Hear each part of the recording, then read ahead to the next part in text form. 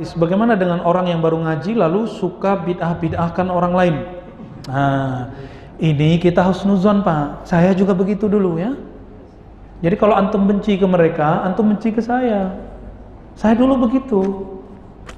Gimana cara nyikapinnya? Orang baru dapat mainan akal itu macam-macam. Kalau orang baru hijrah, mainan dia adalah kata sunnah dan kata bid'ah. Orang kalau lagi dapat mainan, suka nunjukin nggak? Suka nunjukin, Pak. Tapi kalau udah sekian lama dapat mainannya, bosan nggak? Nanti teman-teman kita yang suka membid'ah-bid'ahkan itu akan bosan. Tadi siang kita sudah sebutkan, setiap orang membid'ahkan sesuatu, dia mesti mengeraskan kalbunya.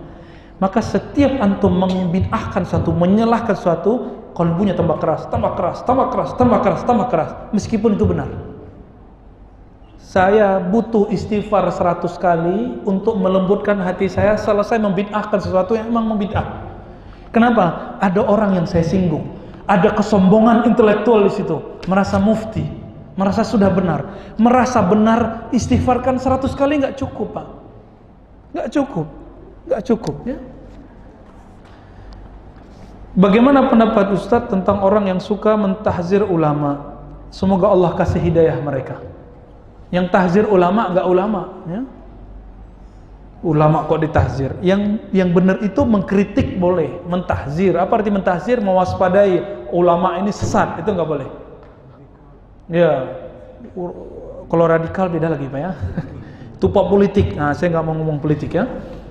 Bagaimana cara atasi ribut rutin setiap tahun tentang maulid? Nggak bisa diatasi karena emang sudah proyek pemikiran. Ya. Jadi setiap tahun antum akan dapat selalu masalah orang membid'ahkan maulid. Yang perlu kita lakukan hanya satu, memperkuat dalil kita. Selesai. Ya. Nah, dalilnya sudah banyak di sini. Ustadznya juga ada banyak. Apa hukum mengepalkan tangan ketika bangkit dari sujud? Hadis riwayat Imam Abu Dawud. Ya'jinu ya. Nabi mengepalkan tangannya saat bangkit. Tapi itu tidak selalu Nabi lakukan. Di riwayat lain di Abu Dawud juga, Nabi ya'tamid ala yadaihi. Nabi bertahan bertumpu dengan tangannya. Ini tangan. Kalau begini masih tangan nggak dia? Masih.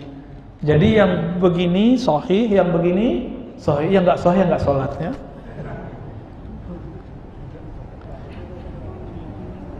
Kupas tentang dalil zikir dan doa bersama ba'da salat fardu.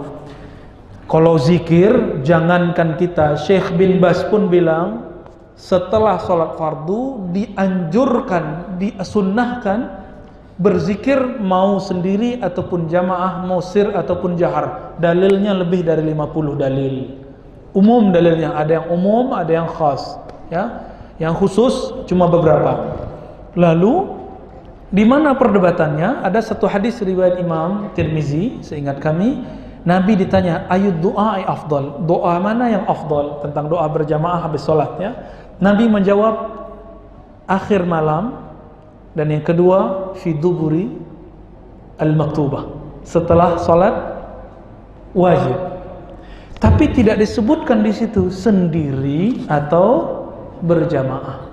Syekh Ibnu Taimiyah punya murid namanya Syekh Ibnu Qayyim atau Imam Ibnu Qayyim rahimahumullah. Beliau punya kitab Hadyur Rasul ya, di Zadul Ma'ad itu ada bab Hadyur Nabi, mengatakan berjamaah ba'da sholat itu bid'ah.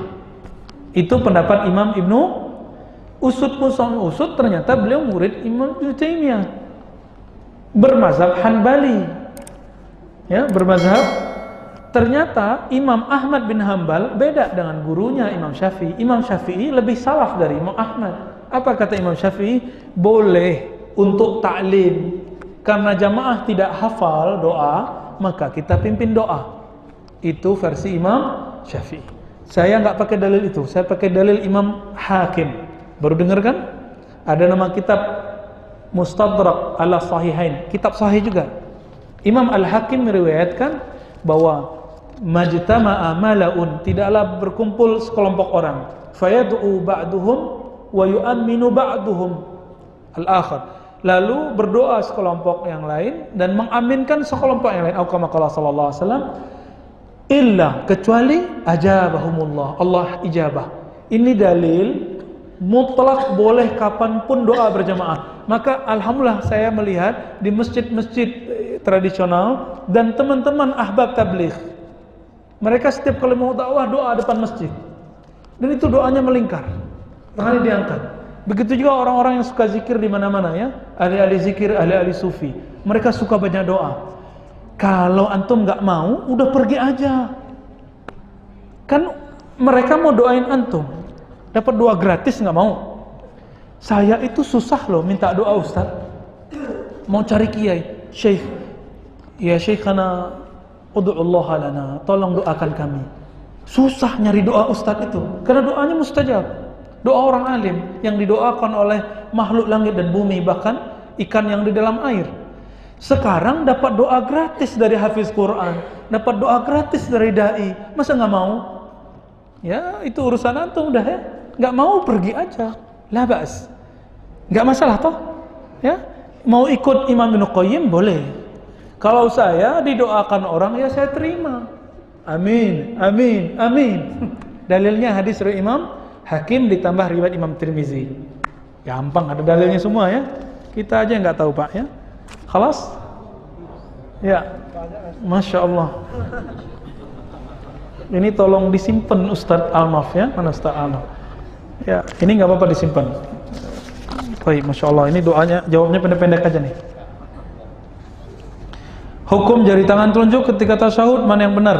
Hadis riwayat Imam Nasa'i, Nabi yuharrik, menggerakkan. Yang kedua la yuharrik, dua-duanya sahih, dua-duanya sahih. Tapi Syekh Albani bilang yang menggerakkan tidak sahih, maka pendapat Syekh Albani aneh, ganjil.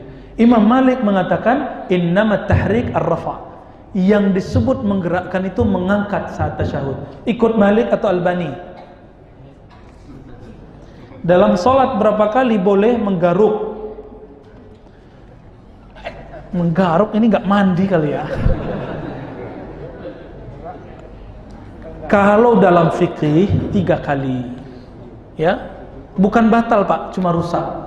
Kalau sudah 3 kali, tidak batal, terusin sholatnya. Maka kalau HP bunyi wajib, bukan sunat lagi.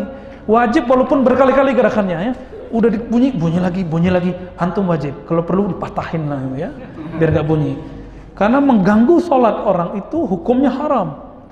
Jangankan bunyi HP, orang lewat di depan, apa kata Nabi? Anda menunggu 40 tahun, di riwayat lain 40 hari, lebih baik daripada lewat di depan, apalagi ganggu. Ya, tapi jangan marah juga sama orang yang kadang-kadang dia nggak bisa matiin emang ya. Niat sholat ada nggak Ustaz? Niat itu fil qalb, hadisnya umum, innamal a'malu bin niyat. Apa yang disebut usolli? Usolli itu prepare. Kalau orang-orang belajar ilmu psikiater dan ilmu psikologi, ini disebut conditioning. Proses mengkondisikan kolbu dibantu pakai lidah, dimasukkan ke kolbu. Kapan jatuhnya niat? Bukan waktu usolli, waktu takbir. Allahu Akbar, itu jatuh. Karena an-niyatu muqtarinatun bil fi'il. Niat mesti berbarengan dengan amal. Jatuh takbir, jatuh niat.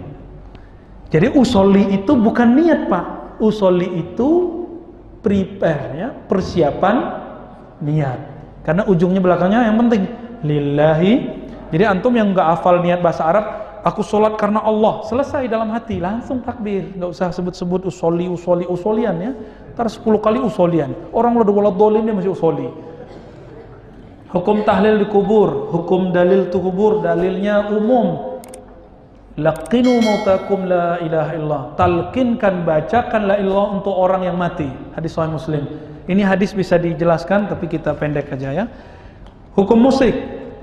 Tidak ada dalil sahih, ingat, tidak ada dalil sahih yang disepakati pemahamannya tentang keharaman musik. Yang ada cuma hadis riwayat Imam Bukhari, Nabi SAW bersabda, akan datang satu zaman aqwamun yastahillunal khamra ya, Sekelompok orang, beberapa kelompok orang menghalalkan khamar, apalagi biduan wanita. Lalu kemudian sutra, dan terakhirnya kalimatnya wal ma'azif. Wal ma'azif, ma'azif itu alat musik, dan ma'azif itu terjemahan guru dari guru kami, Syekh bin Baz. Syekh bin Baz mengharamkan musik, kami 3 tahun Pak mengharamkan musik karena ikut Syekh bin Baz. Karena terjemahan waw itu dan. Ternyata tidak semua waw artinya dan. Ada waw berarti bersamaan dengan. Itu yang dipakai oleh Maulana Syekh Ali Jum'ah dan Ahmad Thayyib dan Syekh Tantawi dan marah Syekh Al-Azhar dari dulu. Maka Syekh Azhar tidak ada satupun yang mengharamkan musik. Ini gurunya beliau, ini saksinya beliau ya. Ustadz Al-Naf, tanya ke beliau, Syekh Ali Jum'ah tidak mengharamkan, Syekh Ahmad Thayyib tidak mengharamkannya. Terlepas dari kecenderungan politik mereka ya. Jadi yang mengartikan waw itu dan mengharamkan musik, yang mengartikan bersamaan dengan tidak. Kenapa? Ada dalil lain di Sahih Bukhari, Abu Bakar masuk ke dalam rumah bersama Nabi karena Nabi menantunya Abu Bakar. Ada 2 perempuan bernyanyi dan berdendang, ya, main alat gendang. Lalu apa kata Abu Bakar? Apakah seruling Daud di rumah, seruling setan di rumah Nabi? Apa kata Nabi? Da'uhuma. Biarkan wahai Abu Bakar, ini hari raya mereka. Saya mau tanya, Nabi membolehkan nyanyian nyanyian dan musik pada hari raya. Bolehkah khamar di hari raya? Ya. Bolehkah nonton konser yang auratnya dibuka di hari raya? Bolehkah pakai sutra di hari raya? Enggak. Berarti haramnya musik bukan haram zatnya. Beda dengan khamar, beda dengan sutra. Itu haram itu zatnya, memakainya, meminumnya. Ya. Sedangkan musik haram di waktu-waktu tertentu karena bisa melupakan kepada Allah. Kalau antum suka musik melupakan Quran, haram. Gampang? Jika dibagi porsi-porsinya, nah dia tidak haram.